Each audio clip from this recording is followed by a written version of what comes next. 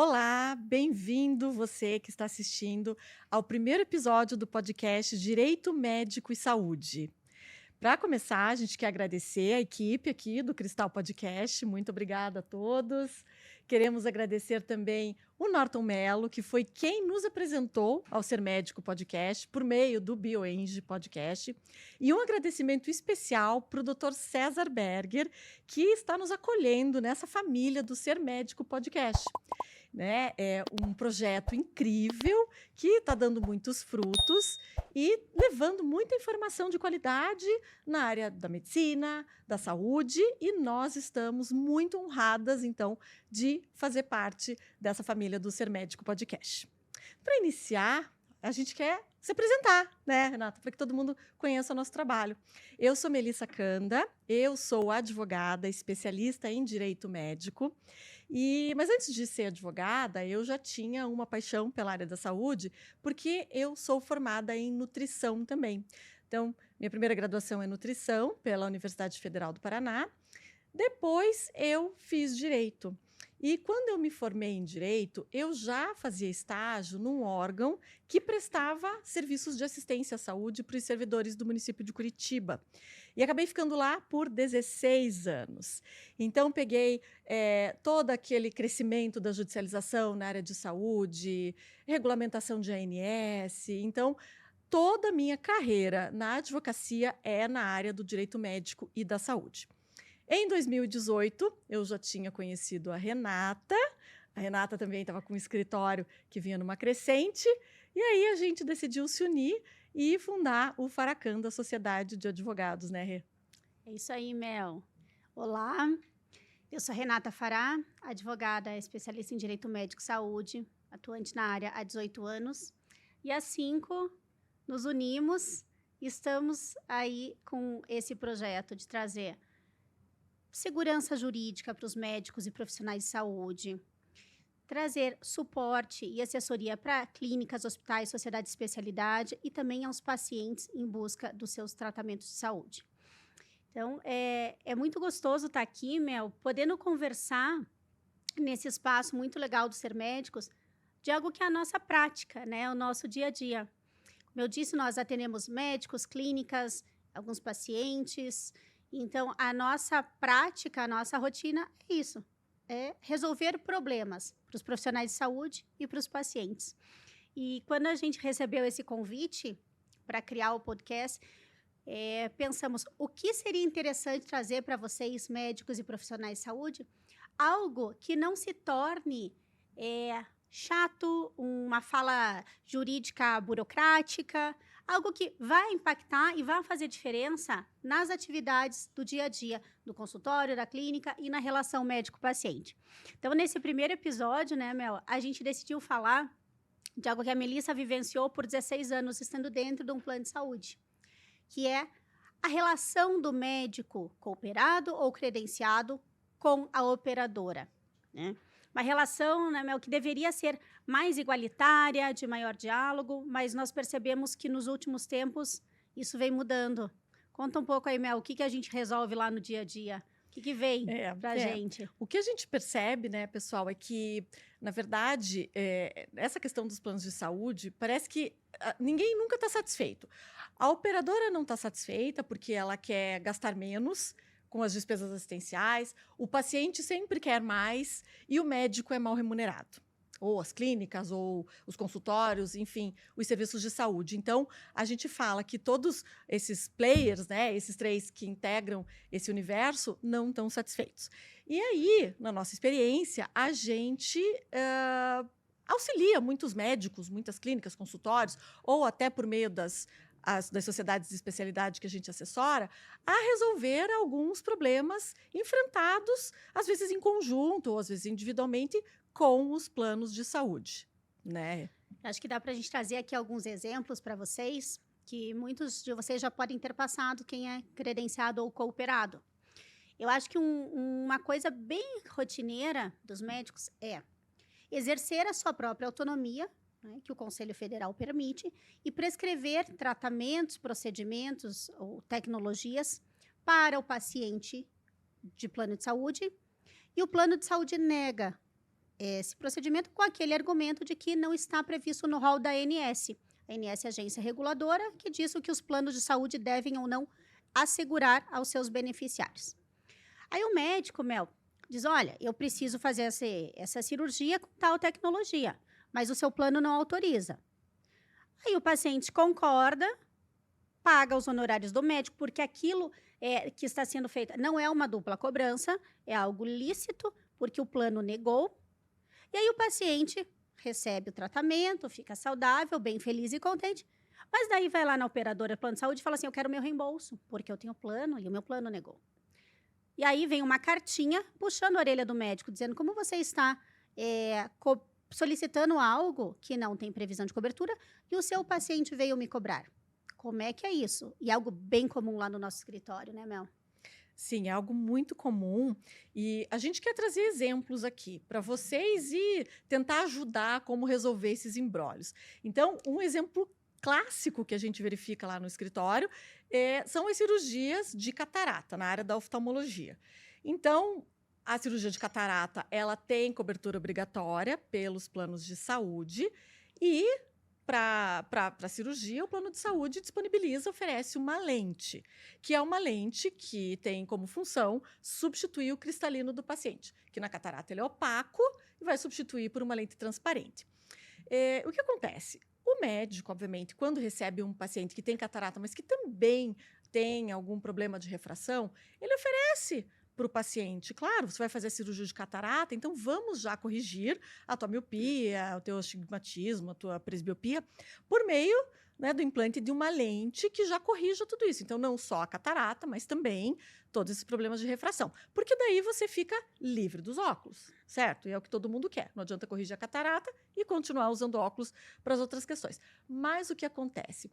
Esse tipo de lente não tem cobertura pelo plano de saúde, porque é um procedimento, e aí nos corrijam os nossos, né, clientes oftalmologistas, que seria a facoemulsificação refrativa, não tem cobertura pelos planos de saúde, porque ela está fora do rol da ANS.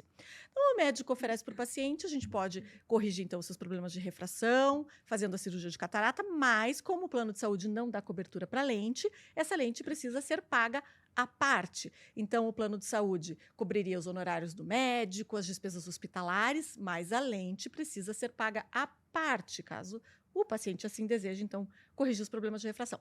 Aí o paciente muitas vezes fala, ok, eu quero, ele paga o valor da lente, depois ele pega a nota fiscal, vai lá e apresenta no plano de saúde.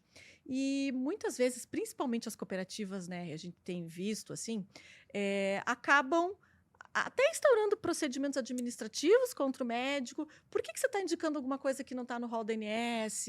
Né? Agora, você não explicou para o paciente que isso não tinha cobertura. Agora o paciente está querendo cobrar aqui do plano de saúde. Então, é uma situação delicada. Aí a gente tem dos oncológicos também. A gente tem muito problema com os oncológicos, mas os pacientes acabam não conseguindo pagar, né? O que a gente vê na prática complementação de procedimentos, né? Cirurgias robóticas, por exemplo. O plano paga toda a cirurgia, mas o acesso do robô, essa outra tecnologia, o paciente acaba pagando a parte e querendo que o plano faça o ressarcimento. E muitas vezes esse plano não vai ressarcir porque não tem previsão de reembolso ou não tem previsão pelo rol da ANS. Mas o que você falou é interessante, Mel, que são as cooperativas que muitos médicos, né, se utilizam dessa forma de credenciamento, de adesão aos planos, instaurando o procedimento administrativo, é o tal do puxão de orelha. Como você, médico cooperado, vai querer fazer algo que possa prejudicar a todos? É esse o discurso. Mas aí, Mel, jogo uma pergunta para você. Como é que fica a autonomia do médico? Ele tem ou não o direito de prescrever o que é o melhor para o paciente? Como é que fica isso? E como é que ele, principalmente, que é o nosso objetivo, se previne dessa situação constrangedora e desagradável? Então, gente, claro, né? Isso a gente sempre fala para os nossos clientes, para os nossos médicos. O médico tem autonomia, como você mesmo falou. O Código de Ética Médica, ele impõe ali, estabelece claramente que nenhuma instituição pode limitar a autonomia do médico. Então, isso é muito claro. E o médico, ele não tem só o direito, ele tem o dever de prescrever o melhor tratamento para o seu paciente. Então, se naquele caso o melhor tratamento é esse tratamento X, independente desse tratamento estar ou não previsto no rol da ANS, ele tem o dever de prescrever, mas vai caber ao paciente aceitar ou não. Então, qual a orientação para o médico nessas situações? A dica de ouro, A para não dica ter de que ouro. procurar a gente. Exatamente. Pede o procedimento para o plano de saúde e aguarda negativo. Aí o médico vai dizer: ai, mas eu sei, para que eu vou pedir o medicamento ou o procedimento ou a lente se eu sei que o plano de saúde vai negar? Pede, porque aí você tem a negativa. No caso, o paciente vai ter a negativa. De posse da negativa, vai ficar muito claro para o paciente, isso é importante, essa transparência, que não foi o médico que está dizendo que o plano não cobre. Não, está aqui formalizado, o seu plano não cobre. Mesmo assim, você quer fazer esse procedimento que não tem cobertura, então você quer realmente a cirurgia robótica, você quer essa lente, existe uma necessidade de um pagamento à parte disso, porque o plano de saúde vai pagar até aqui. Daqui para frente você tem que pagar porque você tem a negativa. Você concorda? Paciente, concordo. Então, doutores, vamos fazer um contrato, um termo de consentimento, tudo muito claro, porque lá na frente, se esse paciente vier reclamar, e tem paciente que vai até para a justiça reclamar isso. Se o paciente vier reclamar e eventualmente o plano de saúde vier questionar você, você tem a prova de que o plano negou aquilo, você tem a prova de que o paciente concordou, ele assinou o contrato, ele assinou o termo de consentimento, né? O contrato acho que é o principal. O contrato vincula as partes. Então, contrato bem claro, bem objetivo, dizendo que foi uma opção ou que foi oferecida outra tecnologia e o paciente quis de livre e espontânea vontade é essa. E que tem ciência da negativa pelo plano. Então, é uma burocracia que se faz necessária. Então, a gente sabe que a prerrogativa de escolher a prótese, o material, é sempre do médico. Claro que todas essas próteses ou qualquer material que é utilizado no paciente, no ambiente hospitalar, ele tem que ter o devido registro na Anvisa. Mas é muito comum haver controvérsia entre o tipo de prótese que o médico solicita e o que o plano de saúde diz que vai dar cobertura. E aí o paciente fica no meio do caminho, porque como ele não tem conhecimento técnico, ele fica sem saber. Então é importante que tanto os pacientes e os médicos, né, solicitantes saibam que a ANS estabelece nessas condições a formação de uma junta médica. Então, o que é? Toda vez que houver uma controvérsia a respeito de algum procedimento que tem cobertura no rol da ANS, mas ainda assim se instaurou alguma controvérsia, então forma-se a junta médica. A junta médica ela é composta por 3 pessoas. O médico do paciente, que é o solicitante do procedimento, um médico indicado pela operadora, o médico da operadora, e um terceiro médico, que vai ser o desempatador, que vai ser escolhido de comum acordo entre os dois. Então, juntos, eles vão avaliar a situação, cada um vai apresentar os seus argumentos e eles vão chegar num consenso.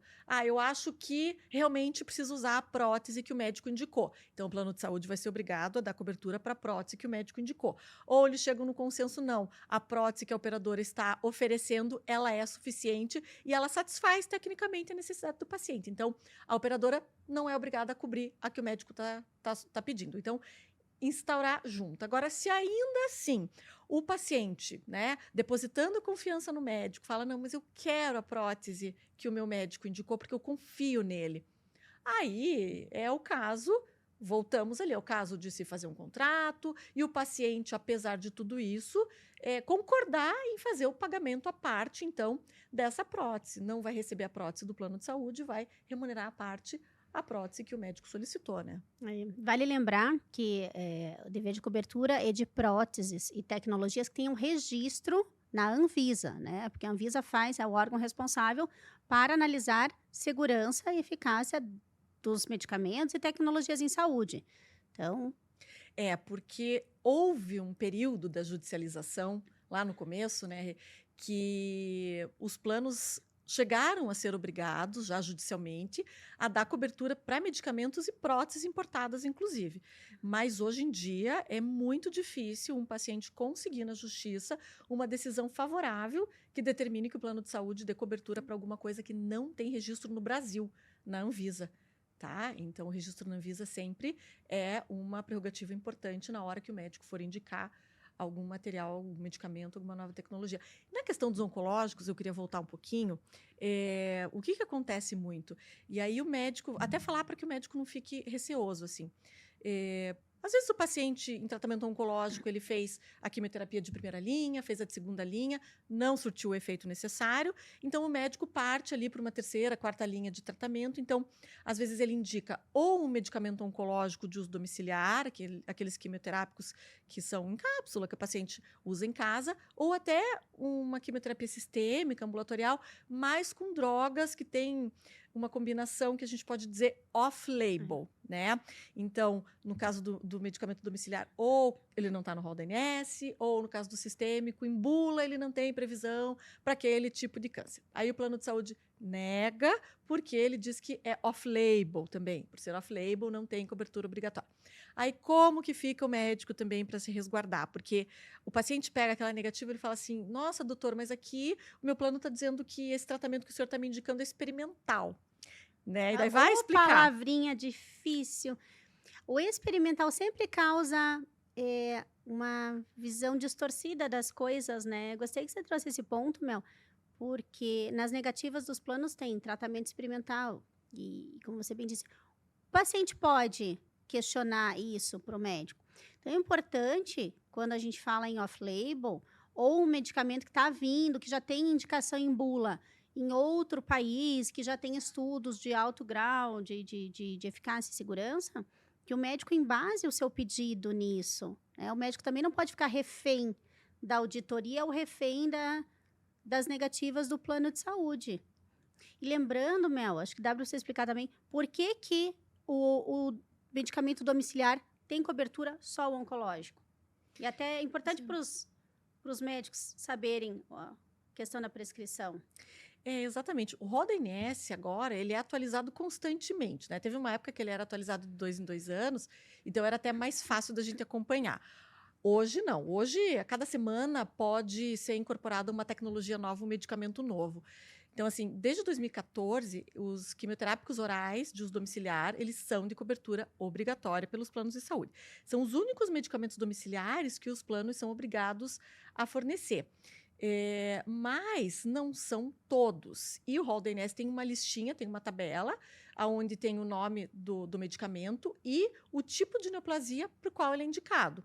Então, eu tenho o medicamento A para tratar a neoplasia B. Se o médico indicar o medicamento A para tratar a neoplasia X, provavelmente vai ter uma negativa. Porque não está no rol da ANS, aí ele vai dizer assim, mas o medicamento A para tratar a neoplasia X não está na bula. É off-label, é experimental, eu nego. E aí o paciente fica inseguro. Então, mas assim, primeira coisa, o médico não pode ficar inseguro de solicitar para o plano, porque uma eventualidade, às vezes, alguns planos, a gente vê isso na prática, né? Planos menores, autogestões. Às vezes eles avaliam caso a caso e dependendo da situação do paciente, se eles olham o histórico e veem que realmente o paciente já submeteu alguns tratamentos e não foram eficazes, dependendo do custo-benefício, algumas operadoras até autorizam. Então é importante, assim, sempre que o médico esteja sempre respaldado, medicina baseada em evidências. Medicina baseada em evidência, sempre. E cuidar muito com essa palavra, né? O experimental. Experimental não é placebo, experimental não é charlatanismo. Então, vamos usar com uma maneira comedida essa palavra que sempre traz problema, né, Mel? Sim, e até porque vale lembrar que para não ser considerado experimental, a indicação tem que estar na bula. Quem registra a bula, a Anvisa. E o processo é burocrático. Então, a cada vez que se reconhece uma nova indicação para um medicamento, existe todo um trabalho daquela indústria para apresentar os estudos, para que a Anvisa, enfim, reconheça e registre aquilo na bula. E isso pode demorar um tempo. Mas nesse meio tempo, o paciente não pode ficar prejudicado sem a possibilidade de tratamento. Porque às vezes agências internacionais já reconheceram eficácia e o Brasil ainda não. E o paciente, às vezes, fica sem tratamento. Então, desde que o médico sempre respalde, indique as referências, pode ficar seguro de prescrever. Não precisa ter receio, né? Voltando um pouco à questão do contrato, que é o documento que pouquíssimos médicos fazem, né? Isso é mais coisa de advogado, de outros profissionais. Mas é um contrato. Você vai me prestar um serviço e eu quero saber pelo que eu estou pagando, o que eu tenho direito antes e depois, qual que é a expectativa. E quando eu falo expectativa, não é promessa de resultado, eu não quero expectativa de cura, mas como que vai ser? Tem direito de retorno, tem direito de, enfim, até trazendo um pouquinho, depois acho que a gente pode falar das teleconsultas, teleatendimento. O paciente tem direito de retorno, tem direito de ficar ligando, tem direito de ficar tirando dúvida, enfim. Mas, voltando um pouco ao contrato, que eu acho que tem que ser aplicado, os médicos têm que lembrar de fazer esse tipo de acordo formalizado para estabelecer as regras entre os pacientes.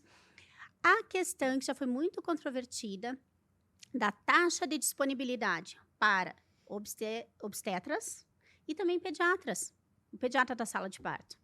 Isso foi muito questionado e eu acho assim que é importante o médico se respaldar, porque o paciente vai lá feliz e contente, ele quer sim aquele médico da confiança dele, mas também é certo o médico estar à disposição de uma mãe que vai fazer parto normal sempre? Hoje em dia isso é viável? É possível? Sabe? A gente tem que ver os dois lados, não só o querer do paciente, mas todas as outras pacientes que aquele médico tem que estar disponível, todas as outras gestantes, enfim. Como que é visto hoje e qual é a forma mais segura, Mel, do médico não ter que receber um pedido de devolução desse dinheiro? Sabe? A questão da taxa de disponibilidade, ela causou problemas, então, em pacientes de planos de saúde, porque o paciente particular, ele vai pagar os honorários do obstetra no dia do parto, então não tem controvérsia. O que aconteceu? Claro que, historicamente, a gente estava acostumado. O médico que fazia o nosso pré-natal, normalmente era o médico que ia fazer o nosso parto. E se era uma cesárea, então, tinha dia marcado, hora marcada e estava tudo tranquilo, né? Mas acho que, como a Renata bem colocou, primeiro que são coisas separadas, né? Uma consulta, um acompanhamento pré-natal é um ato, o parto é um outro ato. São coisas separadas e independentes, tá? Então, necessariamente, aquele paciente que faz o pré-natal, todas as consultas pelo plano de saúde e espera fazer o parto também pelo plano de saúde, não há nenhum lugar que diga, nem nas normas da ANS, que aquele médico que fez o pré-natal dela é obrigado a fazer o parto dela, estar disponível.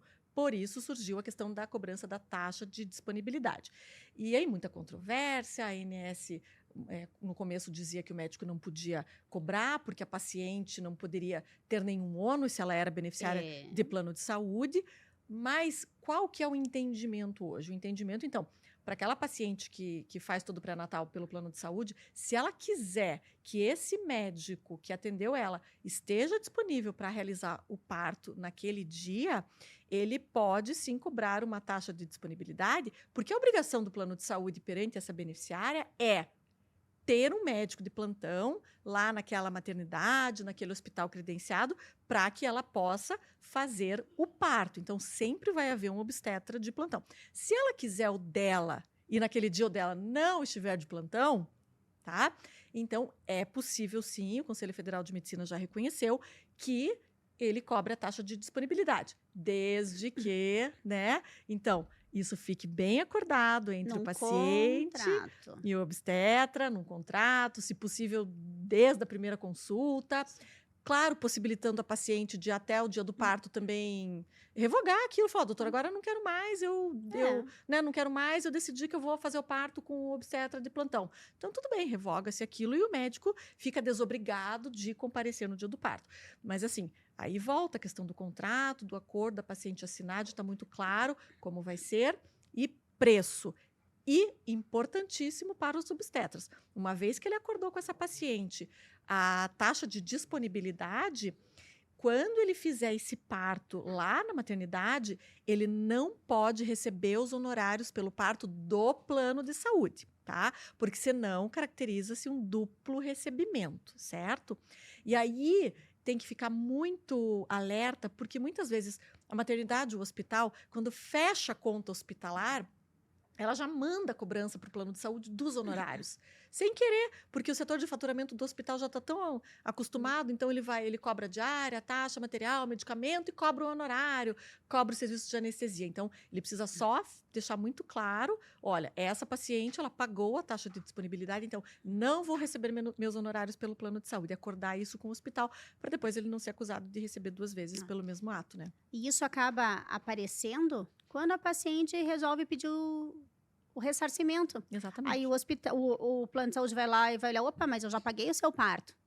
E o médico muitas vezes nem sabe que recebeu aquele valor, porque vem tudo junto, 60 dias depois. Então, o médico tem que ficar ciente e até acho que vale a pena comunicar oficialmente o hospital, que naquele mês, tantas as pacientes que ele operou, que ele fez o procedimento dia XYZ, ele não receberá os honorários pelo plano de saúde. Então, é legal o médico formalizar e ter isso, né, para dizer, olha, eu agi de boa fé, eu não estou querendo dupla cobrança. E se houve um erro, isso não é meu, isso é do hospital. Então, sempre se prevenindo. É uma burocracia assim, mas é corrido. É uma vez na vida que vocês vão ter que lembrar que tem que fazer isso. Depois se torna automático, a secretária envia e está tudo certo. É minimizar o risco de ter problemas. Exatamente. E falando em problema, e a agenda? Vocês já tiveram problemas? Vocês já tiveram um paciente que liga no consultório e fala assim, eu quero consulta com o doutor Joãozinho. Qual é o seu plano de saúde? É tal. Eu tenho para daqui 2 semanas. Mas e se for particular? Ai da secretária se falar tem hoje. Conta aí, Mel. Não pode falar tem hoje. Mas a nossa função é resolver o problema de vocês. Então, tem uma saída lícita, correta e que não vai prejudicar vocês. Vai preservar a autonomia e também vai encher a agenda de vocês com paciente particular, respeitando o paciente do plano, sem tratamento desigual, né? Conta aí pra gente, Mel, para não ter esse tipo de problema. Bom, gente, todo médico, clínica, consultório, enfim, que já assinou um contrato com o plano de saúde, sabe muito bem que no contrato não está estabelecido, primeiro, exclusividade, até porque não pode, né? E também não está estabelecido, nunca vi, pelo menos, né? Um contrato de plano de saúde que diga que o médico é obrigado a atender os pacientes daquela operadora dia segunda, terça e quarta, das 8 às 18. Nunca vi isso, não existe. Ele está obrigado a atender os pacientes que aparecerem, né, daquela operadora. E é muito natural que os médicos reservem alguns dias da semana para atender os pacientes das operadoras e alguns dias da semana para atender os pacientes particulares, nada mais natural. E nada mais natural também que a agenda dos pacientes de operadora acabe enchendo muito mais rápido, né? Tem uma procura maior. Então, eventualmente, aquilo que a Renata falou, o paciente da operadora liga, queria marcar uma consulta pelo plano de saúde X, e 2 semanas você foi boazinha ainda, porque às vezes assim, não, olha, pelo plano aqui eu tenho consulta para daqui 4 meses. O prazo, o nosso médico é bonzinho, ele cumpre o prazo da ANS. Então, assim, não, eu tenho daqui 4 meses. Aí o paciente fala, puxa, mas e se for particular? Particular, eu tenho semana que vem, tenho para daqui 2 dias. Aí o paciente vai lá, paga particular e depois vai lá bater na operadora, pedir o ressarcimento daquela consulta. Daí a operadora se volta para o médico, fala, peraí, você tem um contrato comigo e atendeu particular o meu beneficiário? Como assim? E voltando na questão das cooperativas, se for reclamar... Processinho administrativo. Exatamente, E se for descontar, reclamar... e ainda eles querem descontar da produtividade do médico. Isso mesmo. Como é que a gente faz para resolver isso? Isso mesmo. Gente, na questão das cooperativas é sempre um pouquinho mais complicado, né? Porque a cooperativa, ela não tem um contrato com o médico cooperado. O médico cooperado, ele adere ao estatuto, ao regimento daquela cooperativa, sem muita possibilidade de discussão. Mas qual é a orientação? Sempre, se for um contrato, se for um plano de saúde que você possa fazer um contrato, estabeleça nesse contrato os dias que você vai disponibilizar para atender os beneficiários daquela operadora. Dia e horário, né, Mel? Dia e horário, exatamente. Então, vou atender segunda e terça, das 8 às 12, pronto. Está no contrato, o paciente foi na quinta-feira, pagou particular e foi pedir o reembolso para a operadora. Se a operadora vier reclamar com o médico, você fala, não, olha aqui, ele veio quinta-feira, às 3 da tarde, e no meu contrato eu só atenderia ele segunda e terça, das 8 ao meio-dia, e eu não tinha mais agenda, eu tinha para daqui a 4 meses, ele não quis esperar. Tranquilo. Quando a gente fala dos médicos cooperados, é um pouco mais delicado, porque como eles não têm contrato, eles têm, na verdade, fazem um registro no sistema da operadora dos dias que eles estão disponíveis para atender, certo? Mas ainda assim, ainda fazendo esse registro, formalizando para a operadora os dias nos quais ele está disponível, a operadora ainda incomoda e tem uma orientaçãozinha meio abusiva, né? Eu acho meio controladora, assim, uma relação tóxica. O que a operadora, a cooperativa, ela fala? Ela fala assim, se você receber uma solicitação, uma ligação de um paciente aqui, meu beneficiário, querendo marcar uma consulta, e você disser que é para daqui 4 meses, né? Que se for particular, você tem para a semana que vem, você não pode atender o paciente que é beneficiário desse plano de saúde particular. Você não pode. Você tem que encaminhar ele para um colega. Aí não é razoável, né? Assim, beira um absurdo. Mas eu acho que fere muito a autonomia do médico. Então, o médico vira refém, né? A gente vai falar um pouco mais. Trabalho, né? E assim, fere a autonomia. Eu quero poder ter um horário livre na minha agenda para atender os pacientes que são mais... ou que vem de fora, ou que não tem plano de saúde, Exatamente, ou que tem seguro saúde e vão pedir um reembolso depois. Então, importante, orientar a secretária a fazer isso direitinho. Né? Então, o discurso da secretária tem que ser alinhado. Vocês podem até, quem utiliza, por exemplo, WhatsApp, site, alguma coisa, ou até não sei se pode falar o nome daquele, começa com D de agendamento. As plataformas de agendamento. As plataformas de agendamento. Deixar claro, horários do plano de saúde A são tais, horários de particular são tais. Aí vocês vão dizer, mas é complicado. Pode até ser complicado, mas depois de um tempo isso vai fluindo e vai evitar que vocês tenham problemas.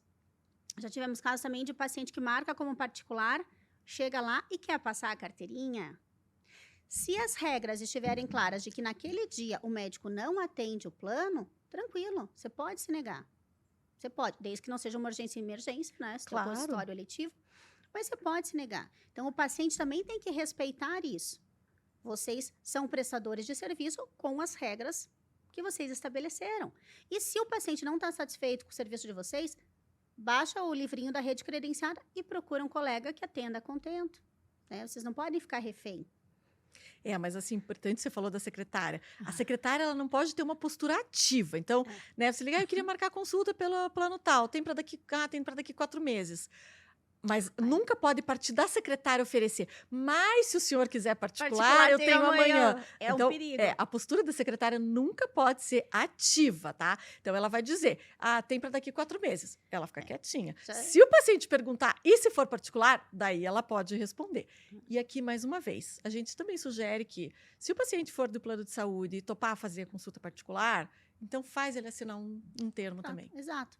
Que o paciente optou por vir no dia tal, ciente de que os dias de plano de saúde são tais e que ele não tem direito a reembolso. Que ele não tem direito a reembolso. Pronto, porque formaliza. Ele optou fazer particular. Nós já tivemos um caso que o paciente gravou a secretária falando. Ele construiu todo um teatro porque ele estava revoltado porque a médica só tinha... consulta para dali tanto tempo, mas que se fosse particular, então ele se sentiu discriminado, enfim, entendo, sensibilizo com a dor, mas existem outros na rede credenciada. E aqui o nosso viés é o quê? Buscar a proteção e assessoria do médico. A gente vai ver o que é melhor para o médico dentro de todas as normas éticas e lícitas do Conselho Federal de Medicina, para os dentistas, o seu respectivo conselho, fisioterapeuta, psicólogo e tudo mais. Todos os profissionais de saúde têm uma certa situação um pouco mais vulnerável, com os pacientes e com as operadoras também. E quando a gente fala em vulnerabilidade, uma situação bem delicada, os profissionais que trabalham dentro das operadoras. Aí vamos falar também dos fisioterapeutas, dos psicólogos, dos médicos que atendem dentro das operadoras, nos hospitais próprios, nos centros de atendimento de terapias.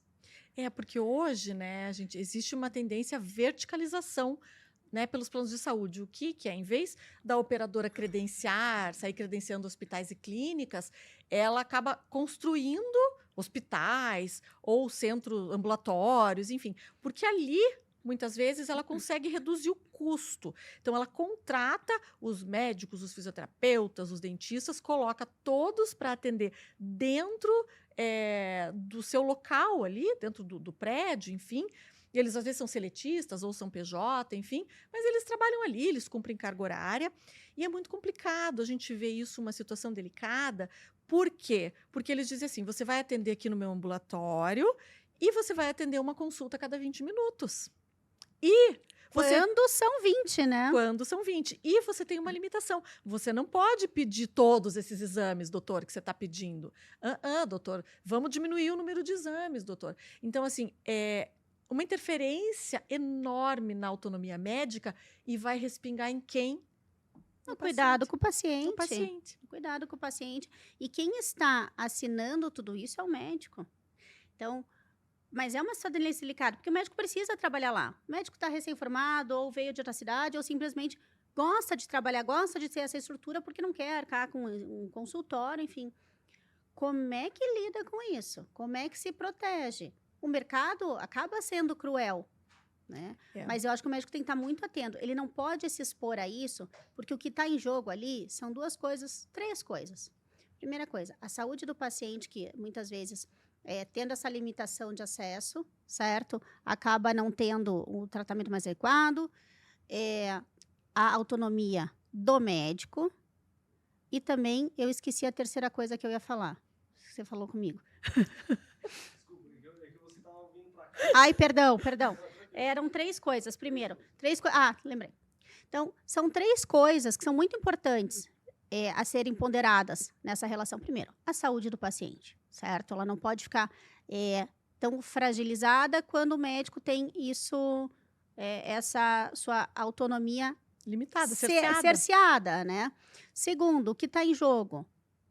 O CRM do médico. Porque se há qualquer dano, qualquer agravamento de saúde, que ele possa vir a ser responsabilizado, então está o CRM dele em jogo, e o próprio patrimônio, se a gente falar eventualmente de uma ação indenizatória, porque o médico ali ou não conseguiu prestar o atendimento adequado, ou teve uma limitação de acesso a tratamento. Então, isso é muito complicado. Exatamente. Os médicos têm que ter mais voz. E eu acho que aqui que a gente vai chegar, agora a gente está indo para o último tópico, Mel, como é que o médico vai ter voz perante o plano de saúde? E eu quero que você fale das regras contratuais. Aumento anual, empacotamento, limitação. Explica um pouco agora como é que o médico se posiciona, ou as categorias médicas mais importantes, né, pensando em sociedade, ou um grupo de médicos, perante as determinações, muitas vezes unilateral, dos planos de saúde, né? É um jogo muito do forte contra o fraco. Como é que faz isso?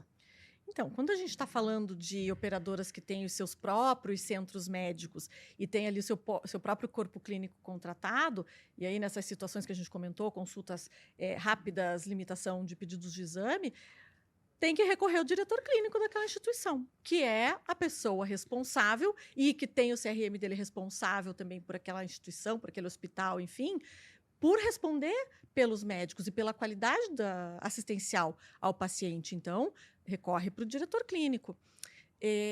Quando a gente fala de rede credenciada, de clínicas, hospitais, consultórios, que têm seus contratos por pessoa jurídica, junto com as operadoras, tão importante assim. E a gente vê muito na prática, né? As clínicas, consultórios, enfim, esquecem de pedir o reajuste para o plano de saúde. Opa, boa lembrança. Exatamente. Ninguém vê, né? Ninguém vê, porque passa, porque muitas vezes assina o contrato, engaveta, não olha mais, né?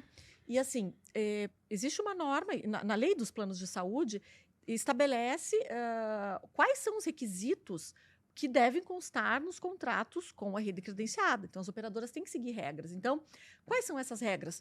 Qual que é o objeto, né? Qual o tipo de serviço esse credenciado vai prestar para o beneficiário da operadora? Qual que é o preço de remuneração?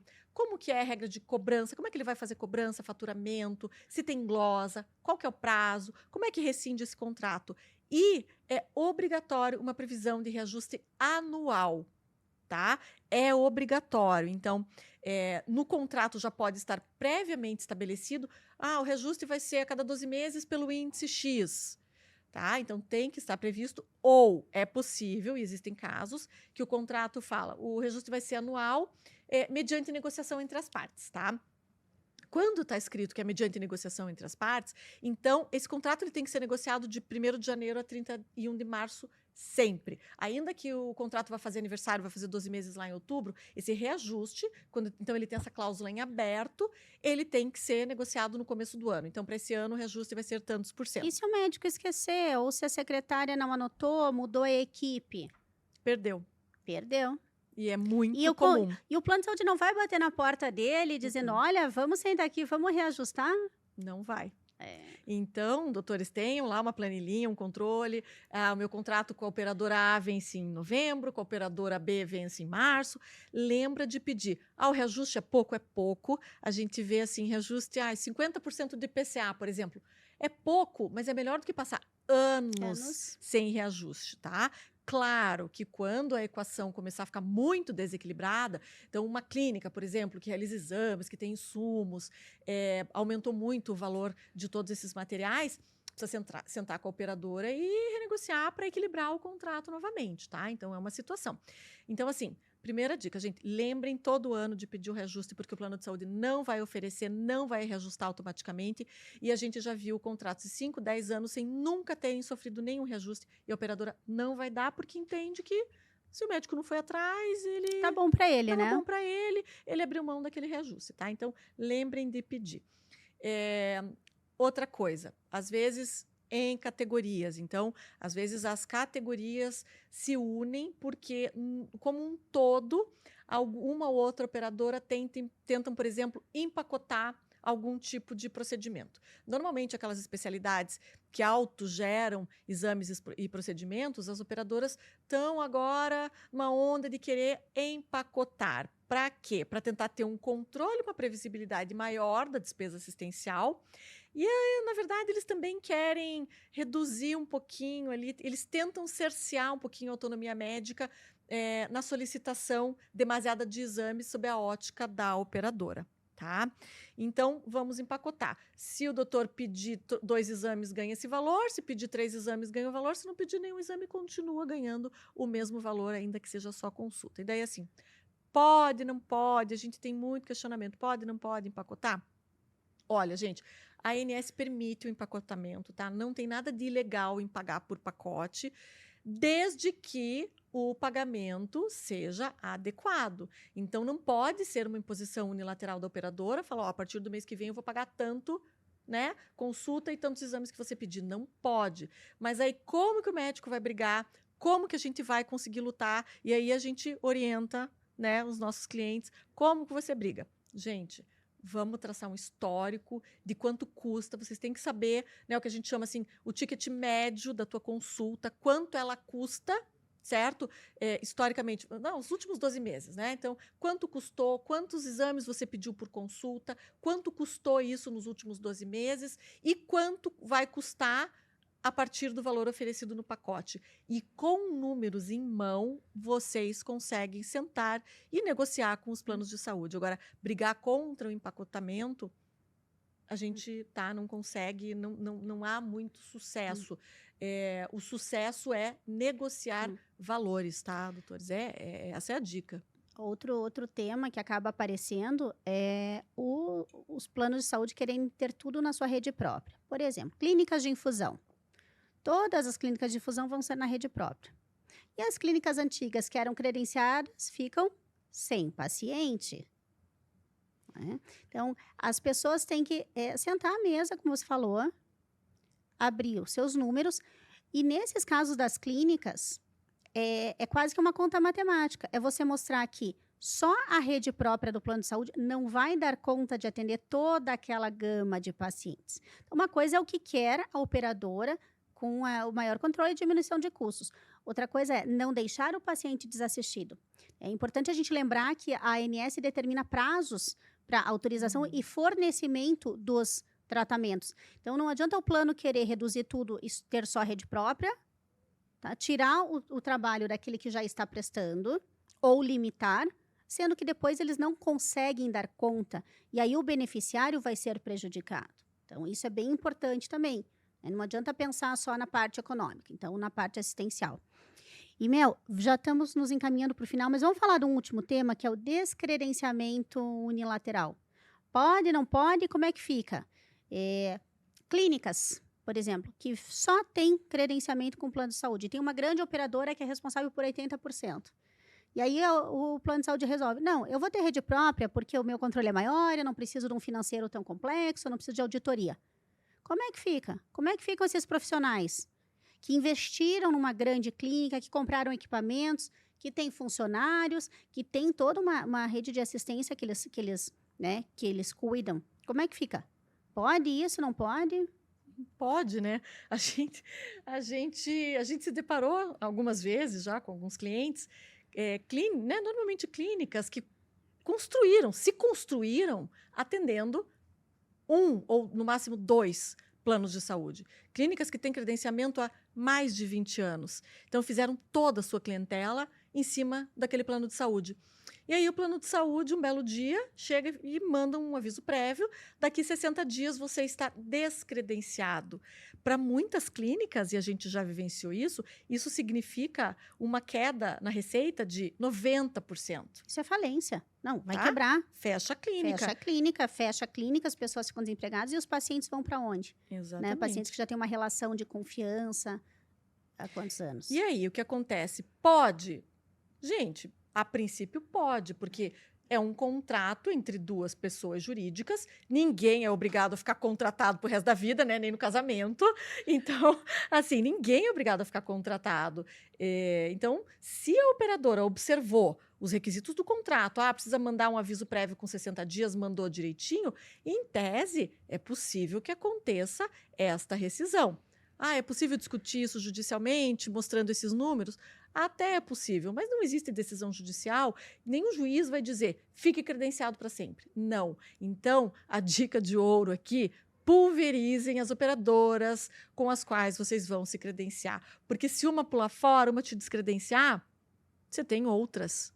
Né? Então, assim, pulverizar. Não dá, como qualquer negócio, eu acho, a gente não pode depender de um cliente ou 2 só, né? Exatamente. Porque isso tem acontecido, tá? A gente tem vivenciado muito isso. Operadoras verticalizando, então, rescindindo os contratos com a sua rede credenciada para trazer todos os beneficiários para dentro dos seus serviços próprios. Então, a ideia é começar até a se preparar para esse tipo de coisa e pulverizar os contratos com os planos de saúde, né? Na medida do possível. É isso, né? Gente, eu acho que a gente tem sempre muito assunto para falar, né? Como a gente falou no começo, a relação ali entre médicos e rede credenciada e operadora sempre é meio conturbada, mas no possível a gente espera ter trazido aqui algumas dicas, orientações, algumas soluções na medida do possível. E espero que vocês tenham gostado desse nosso primeiro episódio, né? Eu achei legal, achei divertido o nosso bate-papo e tomara que tenha sido construtivo e tenha auxiliado os nossos médicos, os nossos profissionais de saúde.